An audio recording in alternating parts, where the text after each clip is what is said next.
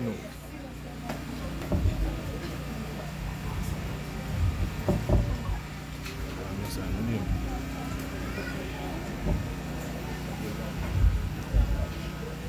Monsieur le doyen académique du séminaire de théologie de l'Église des Dieux évangélique de la dernière moisson, monsieur le doyen des affaires étudiantines, membre du corps professoral, chacun des gradués des 2 promotions baptisées, les apologètes du dernier temps, chers parrains, chers marraines, chers parents et amis et distingués invités. Le 16e président des États-Unis, répondant au nom de Theodore Roosevelt, déclarait, je cite, « On ne peut pas gouverner le monde sans Dieu et sans la Bible. » Fin de citation. Par cette déclaration, nous sommes arrivés à comprendre que beaucoup de personnes savent que Dieu existe et que c'est lui qui a créé le monde. Donc, gouverner ce dernier sans son créateur, c'est faire fausse route et errer pendant toute l'éternité. Le dilemme qui se présente, c'est comme le sage Ecclésiaste l'explique. Notre Dieu est au ciel et toi sur la terre. Ecclésiaste 5, verset 1. Par là, nous constatons le niveau de distance existant entre nous et Dieu. Nous ne pouvons pas marcher pour aller au ciel. Il n'y a pas de fusée non plus pour aller au ciel, là où Dieu réside.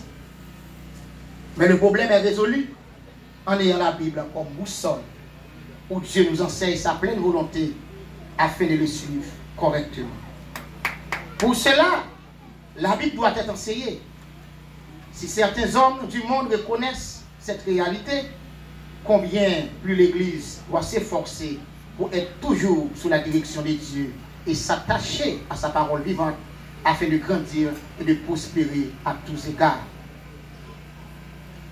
C'est à l'Église que Dieu donne cette grande responsabilité de faire connaître aux dominations et aux autorités dans les lieux célestes la sagesse infiniment variée de Dieu, Éphésiens 3, verset 10, puisqu'elle est la colonne et l'appui de la vérité.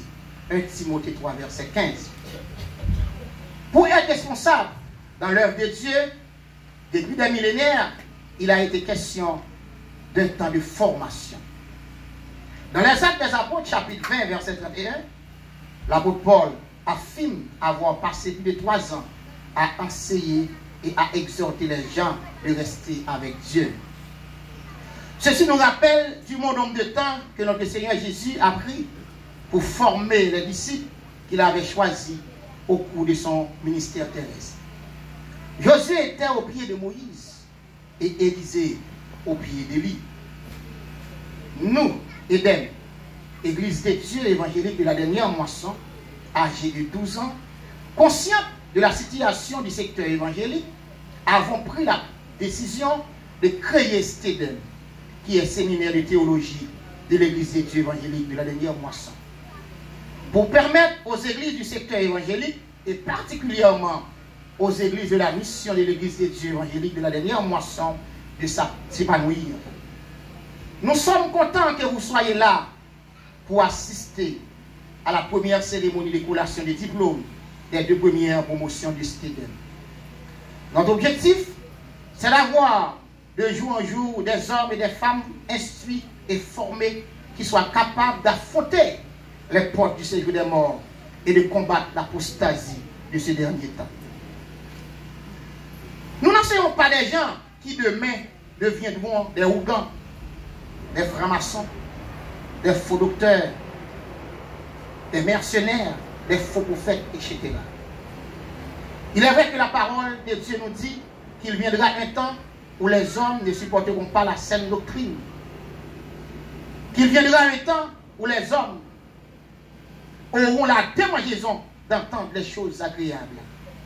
Mais à Stedem, nous formons des ouvriers qui n'ont point à rougir et qui doivent dispenser droitement la parole de la vérité.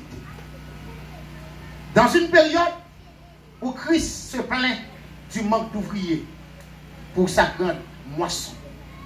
Mettons-nous ensemble pour encourager la formation de bons ouvriers pour le champ de Dieu. Et au retour du grand professeur Jésus, il nous dira, bon et fidèle serviteur, entrez dans la joie de votre maître. Qu'il en soit ainsi. Merci.